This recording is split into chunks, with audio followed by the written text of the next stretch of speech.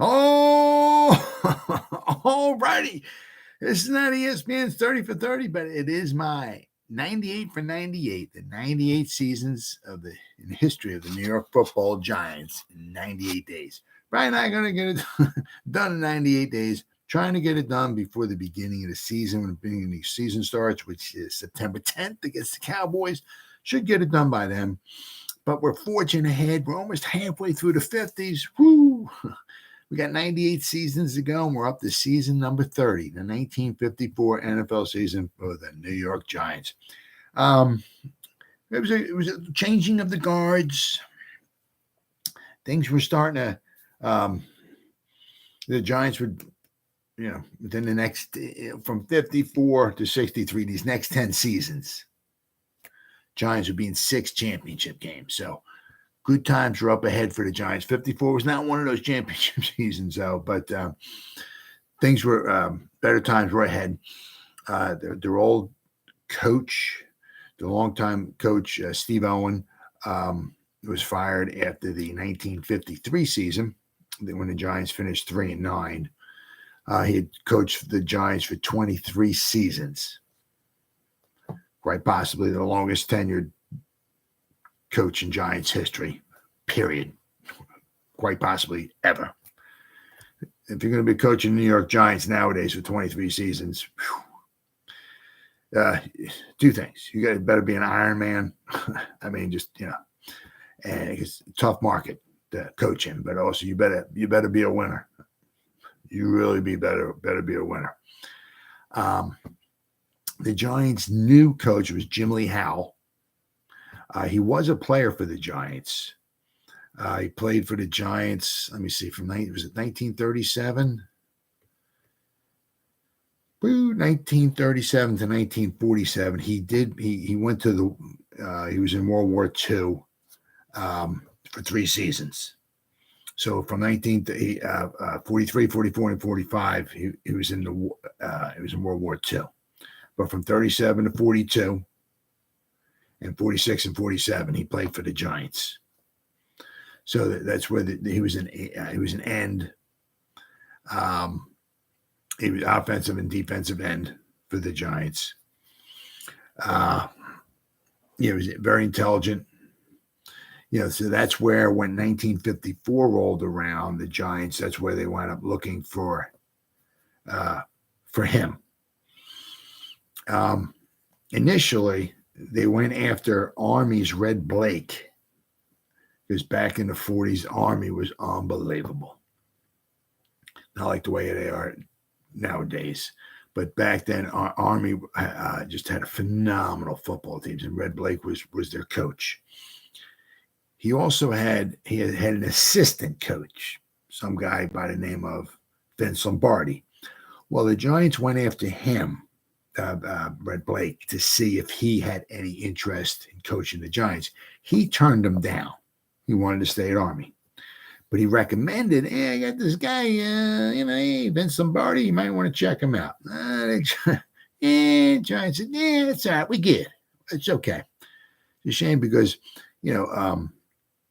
Wellington Mara, who was the owner of the Giants, went to school with Vince Lombardi at Fordham. So there was familiarity there. Well, they wound up bringing Vince Lombardi on, but as the offensive coordinator. They had a chance to bring him in as coach.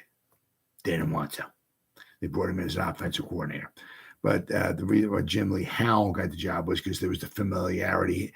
After Jim Lee Howell stopped playing for the Giants, he coached Wagner from 1947 to 1953.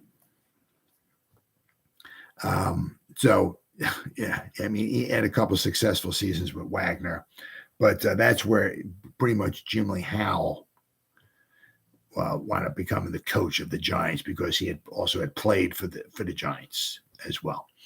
But when Jim Lee Howell came in, he was, I believe what I read was one of the stipulations, he kind of reluctantly took the job because when he played for the Giants, when Jim Lee Howell played for the Giants, his coach was Steve Owen. And this is the guy who now he's replacing. So apparently, when I read, he was a little reluctant to take the job. But he did have one of stipulations is that apparently, this quite possibly maybe the first time that there was an offensive and a defensive coordinator. It might have been 1954. One of the stipulations from what I read was that I'll take the job, but as long as I have an offensive and a defensive coordinator. So at the time, they wound up turning into a player coach, Tom Landry, who actually in 1954, he had a nice season. He had 8 interceptions. So did M. Tennell. Tom Landry wound up, I think, was an All-Pro.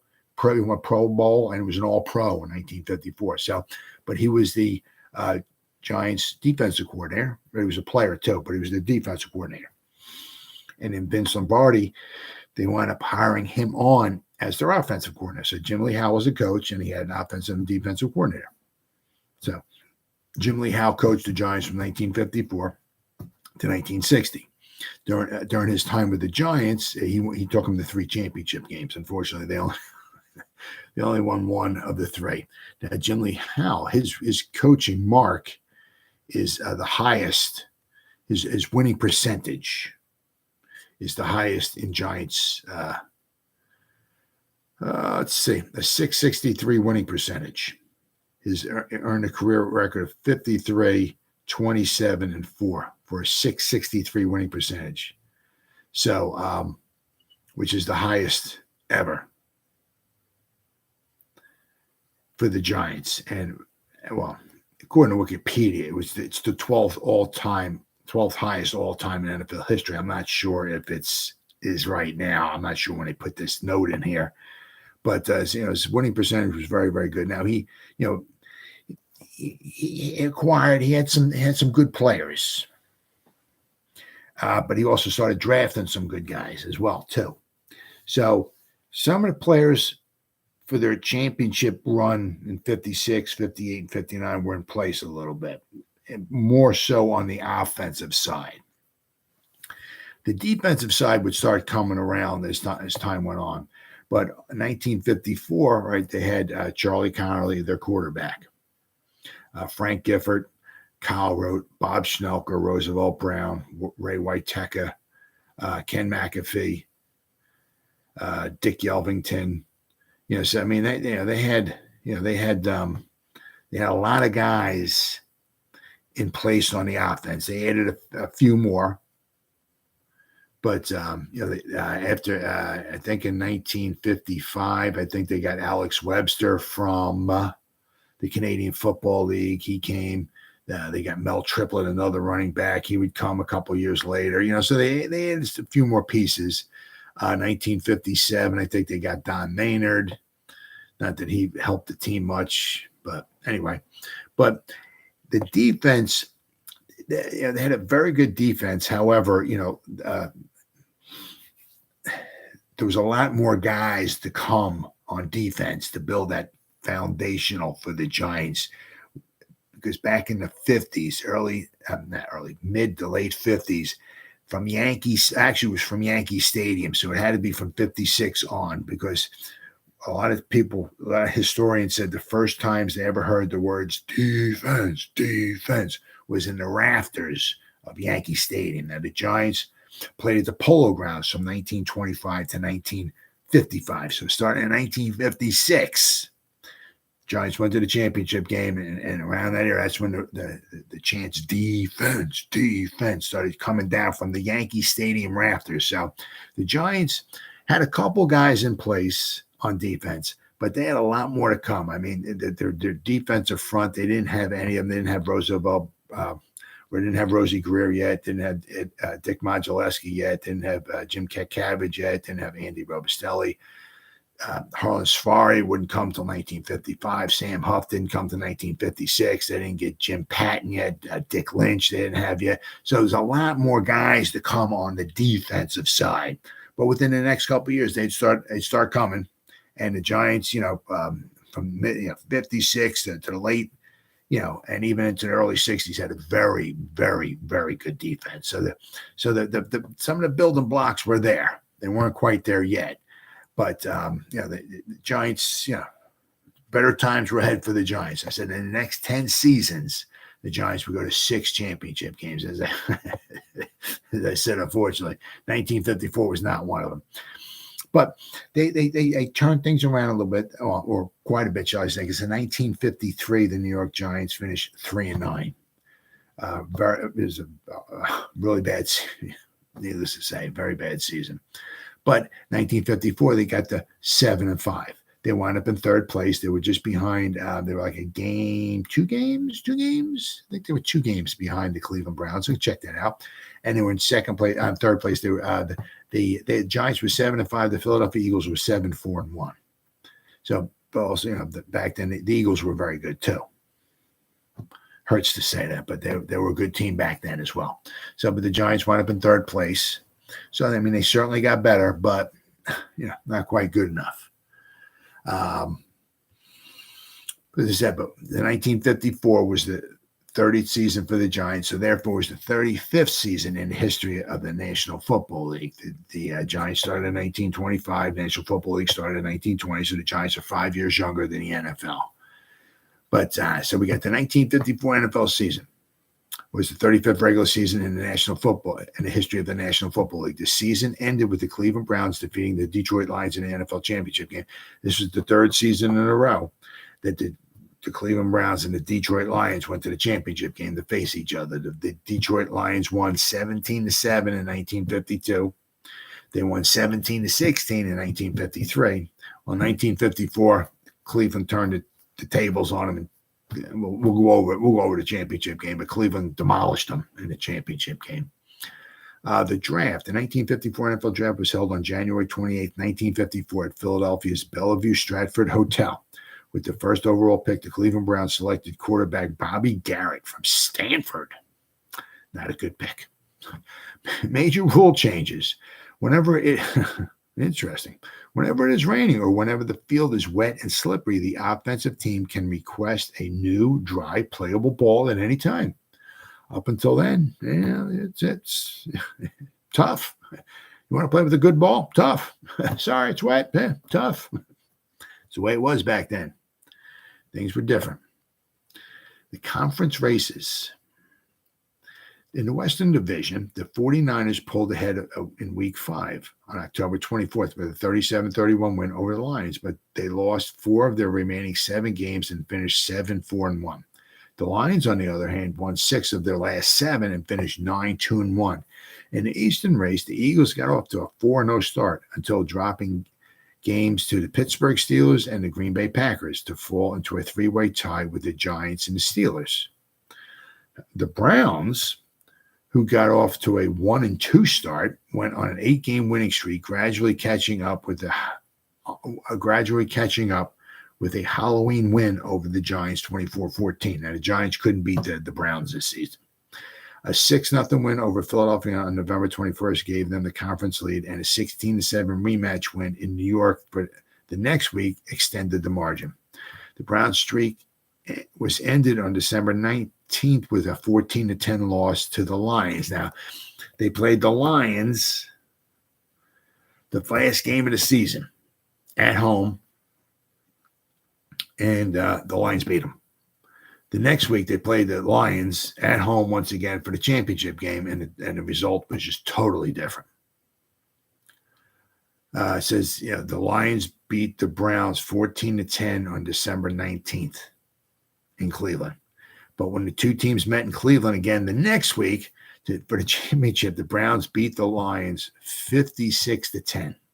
Killed them. Absolutely killed them. Now the final standings. The Browns were 9-3. Giants were 7-5. That's in the Eastern Conference. Eastern Conference, it was the Browns, the Eagles, the Giants, the Steelers, the Redskins, and the Cardinals. In the Western Division, we had the Lions, the Bears, the 49ers, the Rams, the Packers, and the Colts. Let's see here. Passing leaders, Norm Van Brocklin of the Los Angeles Rams, 2,637 yards passing. Rushing, Joe Perry of San Francisco ran for over 1,000 yards. He had 1,049 yards rushing. And receiving, Bob Boyd of the Los Angeles Rams, 1,212 yards receiving in a 12-game schedule. Pretty impressive. Let's see here. Awards, sporting news, NFL Player of the Year went to Luke Rosa of the Browns. The UPI NFL Most Valuable Player went to Joe Perry of the San Francisco 49ers. The NFL Draft. Once again, there was 30 rounds. The 1954 NFL Draft was held on January 28, 1954 at the Bellevue Stratford Hotel in Philadelphia. This was the 8th year that the first overall pick was a bonus pick determined by a lottery, with the previous 7 winners being ineligible. Only the Baltimore Colts, the Chicago Cardinals, the Cleveland Browns, the Green Bay Packers, and the Pittsburgh Steelers had an equal chance of winning. The draft lottery is won by Cleveland, who had a bad pick. They picked Bobby Garrett, the quarterback from Stanford. So not a good pick. But the Giants in the first round traded their pick away to the Packers. So the Giants in the first round did not have a pick. Round 2, the Giants took Ken Buck, an end from Pacific. I'll just go over the first 10 rounds. There was 30 rounds altogether. Round 3, the Giants took Clyde Bennett, an end from South Carolina. Actually, the Giants, I think, best pick in this whole draft. This wasn't not a banner year. There was only one Hall of Famer, and that was Raymond Berry. He was taken by the Colts, I believe, in the 20th round. It was not a banner year for Hall of Famers. 4th round, the Giants took Dick Nolan, a back from Maryland. He wound up being a decent back, but he also wound up being a very good coach as well. So a head coach who coached the San Francisco 49ers to the playoffs for 3 consecutive seasons, and he was also wound up being a very good defensive, like a coordinator in his time. So he was a coach for a long time. So that was a good pick for the Giants in round 4, Dick Nolan. Round 5, the Giants took Earl Putnam, a tackle from Arizona State.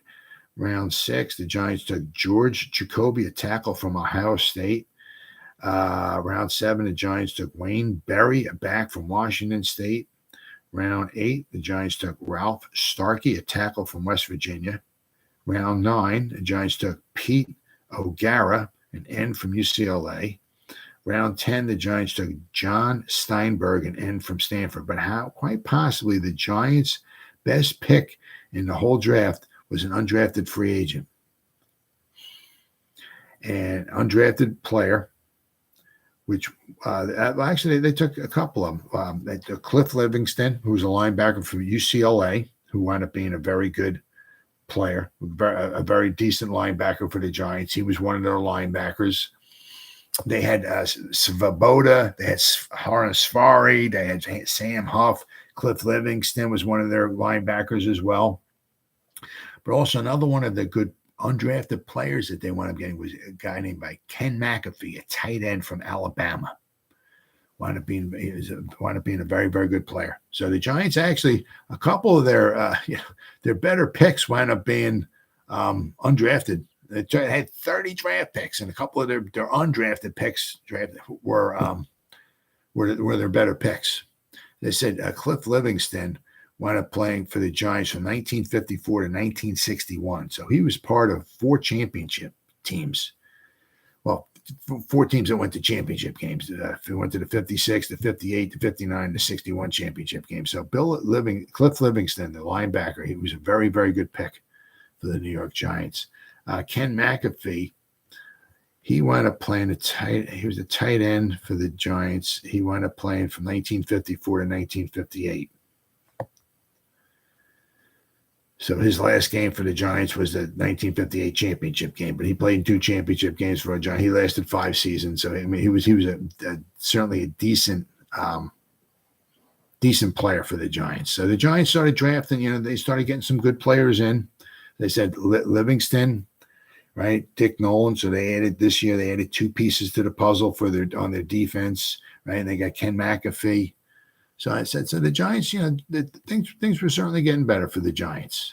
They were adding some pieces to the puzzle, but it would be a couple years before the Giants would make it to the championship game. Now the Giants, I said that their one problem was they had a hard time. They couldn't beat. They lost to better teams. They couldn't beat the Browns. They lost to. I know they lost to the Eagles once. So they had a hard time beating better teams. They started the season off as they had always on the road. Right, their first 3 games were on the road because they shared the Polo Grounds with the New York Baseball Giants. So usually anywhere from the Giants' first 2 to their first 4 games were always on the road. Then again, this season would be absolutely no different. The New York Giants started the first 3 games were on the road. Right. The first game of the season was against the Chicago Cardinals on the road. They won 41-10. The second game of the season was on the road against the Baltimore Colts. They lost 20-14. Now the Baltimore Colts, the Baltimore Colts wound up 3-9. Yeah, Baltimore Colts scored 131 points all year. Baltimore Colts were not a very good team. They scored 131 points all year, and 20 of them were in the one game against the Giants. So, not a good game for the Giants. The Giants went on the road against an inferior opponent, and they lost. The third week of the season, they played the Washington Redskins in Washington. They won 51-21. So now the Giants are 2-1. Then they would play the next 2 games at home. On Sunday, October 17th, at home, they would play the Chicago Cardinals once again, and this time they win 31-17. Now the Giants are 3-1. On Sunday, October 24th, at home, they played the Redskins once again, and they won 24-7. Now the Giants are 4-1. But this is where they wind up getting into the trouble. This is where they started losing to good teams. They lost. They went on the road, and they played the Cleveland Browns, and Cleveland would beat them 24-14. So that was on Halloween, October 31st, 1954, Halloween Day. Giants lost in Cleveland 24-14. So now the Giants fell to 4-2. Following week, the Giants went on the road and played in Pittsburgh. They beat the Steelers 30-6. And now the Giants are 5-2. Then they beat they beat the Eagles. The following week, at home on November 14th, at home at the Polo Grounds, the Giants beat the Philadelphia Eagles 27-14. Now the Giants are 6-2. And the Los Angeles Rams would come to town the following week. So that was on Sunday, November 21st. The Giants, unfortunately, they would lose a tough one to a good Rams team. They lost 17-16.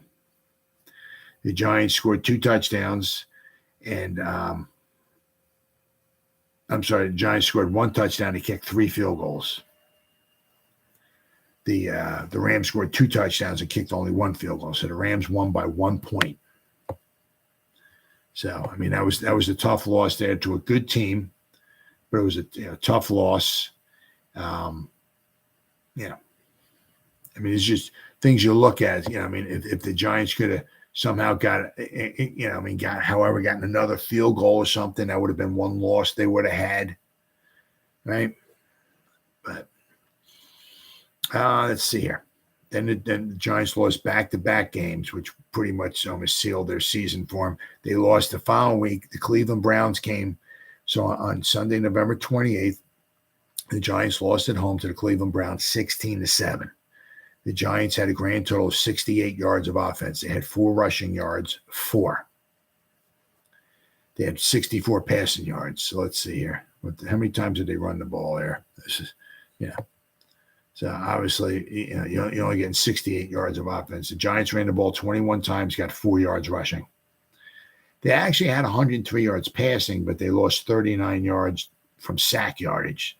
So they were outgained 326-68. But they only lost 16-7. So, but they couldn't beat the Cleveland Browns. Then the Giants, their 11th game of the season. Pittsburgh Steelers came to town on Sunday, December 5th at the Polo Grounds. The Giants beat the Pittsburgh Steelers 24-3. Now the Giants are 7-4. Then the final game of the season, they lost. It was on the road in Philadelphia. They lost 29-14. So the Giants finished their season at 7-5. Now the thing also, like with the Browns. I mean, as far as the Browns were a very, very good team. Somehow the Browns gave up 162 points in the season, which was very, very good. But they gave up 55 of them in one game. They gave up 1/3 of their entire points for the whole season in one game. So basically, they gave up. They won the road. They gave up 55. They lost 55-27 to the Pittsburgh Steelers. They gave up 55 points in one game to the Steelers. So basically, the Browns in the other 11 games gave up like 110 points the whole rest of the season. They gave up 10 points a game, so their defense was very, very good. But I mean, kind of hoping and praying the Browns would lose. The Browns were just really beating up on people. They beat the Cardinals 31-7. They beat the Cardinals again 35-3. They beat the Giants 24-14. They beat the Redskins 62-3. They beat the Bears 39-10. They beat the Eagles 6-0. But then they totally shut down the Giants and they beat them 16-7. They beat the Redskins 34-14. They beat the Steelers 42-7. So I mean, they were just beating up on people. So it wasn't like the Browns got lucky. They won like 3 or 4 games by a point or something. No, it wasn't even anything close to that. I mean, when they won, they were just demolishing people. So I mean, they only lost 3 games all season. Yeah, they wound up 9-3. The Giants were 7-5. As I said, the Giants only gave up 184 points, which is very, very good. They scored 293. It was very, very good. They had a very good season. So, I mean, things were starting to turn around for the Giants, right? It wasn't quite yet. 54 and 55, they would start getting more and more picks. So between 54, 55, and 56, they would get a nice nucleus of ball players, where their offense and their defense really started coming into form. And they made it to the championship game in 1956. But the 1954 and 1955 season, yeah, it was a good season. Yeah, winning season. But just not quite. So go over the 54 championship game here real fast. I mean, it wasn't much of a championship game. 1954 championship game was the National Football League's 22nd annual championship game, held on December 26th at Cleveland Stadium in Cleveland, Ohio. Billed as the 1954 World Professional Football Championship game, the turnover plague, it was horrible. Oh, my God. I mean, especially for the Lions. They had 9 turnovers. The Browns won 56-10. I mean, just horrible. Absolutely horrible. Let's see here. I mean, the yards were actually, Detroit had more. Detroit had 331 yards. The Browns had 303 yards. I mean, the Detroit had 136 yards rushing. Cleveland had 140. Cleveland had 165 passing yards. Detroit had 195. Cleveland had 17 first downs. Detroit had 16. Penalties. Cleveland had 4 penalties. Detroit had 5. Cleveland punted 4 times. Detroit punted 6. But the thing was, I mean, it was horrible. 13 turnovers in the championship game. 13 turnovers. Cleveland had 4, but Detroit had 9. They had 6 interceptions and 3 fumbles. Oddly enough, none of those 6 interceptions. No, actually, there was 8 interceptions. Oddly, none of them, between the 5 fumbles and the 8 interceptions, oddly, none of them were returned for touchdowns. First quarter, actually, oddly enough, the Detroit actually took the lead, 3-0. Then the onslaught was on. Cleveland scored 2 touchdowns in the first quarter, and going into the second quarter, Cleveland was up 14-3. Cleveland scored again to go up 21-3. Then Detroit closed the gap to 21-10. So it was still a ball game. But then Cleveland scored 2 more touchdowns before the half, and they went into halftime leading 35-10. Then in the third quarter, Cleveland scored 2 more times to go 49-10. And then in the fourth quarter, they scored 1 more on a 10-yard run.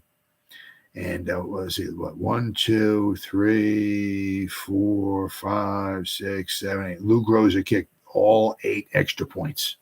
They scored 8 touchdowns. He kicked 8 extra points. And the final score was 56-10. I mean, just wound up, because of the turnovers, wound up being huge. I mean, in this game. But as I said, this was the 3rd year in a row where the Cleveland Browns and the Detroit Lions went to the championship game, and Detroit almost had a three-peat. I mean, they were the Detroit Lions won the 52 and the 53 championship. Cleveland Brown won the 54. Cleveland would go to the 55 championship. Cleveland came from the All-American Football Conference. So Cleveland entered the NFL in 1950. So from 1950 to 1955, Cleveland went to every championship game from the Eastern Division. But starting in 1956, that's when things started turning. That's when the Giants started getting the upper hand. And that's when from 1956 to 1963, the Giants would go to 6 championship games. So things were starting to turn. So between, the Giants had some guys and some pieces of the puzzle were already in place. 1954, they added a couple more pieces. 1955, 1956, they would add quite a few more pieces to the puzzle, especially on the defense, and it would turn their good defense into a great defense, and that would be the one key thing that would really help them get them into the championship games. As I said, 1956, the Giants went to the championship game. They would win 47-7 over the Chicago Bears, but we're not quite there yet. But the 1954 season, we saw a new coach come in, Jim Lee Howell. He would coach the Giants from 1954 to 1960, and he would have a very, very nice run with the Giants there. But the 1953, they were Steve Owen was fired. They were 3-9, but they went from 3-9 to 7-5. They got a new coach. Things were starting to turn around, and there were better times ahead for the New York Football Giants. Well, that pretty much wraps up the 1954 season for the New York Giants. I'll be back again tomorrow with the 1955 season of the New York Giants, which just happened to be the 31st season in the history of the New York Giants. I'll see you then.